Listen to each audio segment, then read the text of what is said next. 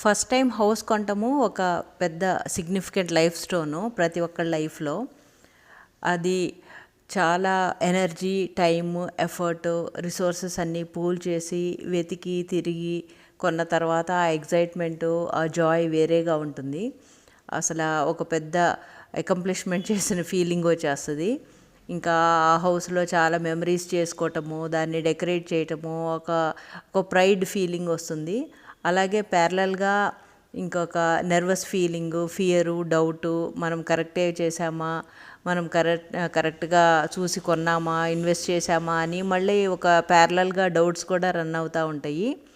So ఇవన్నీ కూడా చాలా న్యాచురల్గా అనిపించే emotions. So what ever it always plays a special place in our hearts. So cheers to all the first home buyers.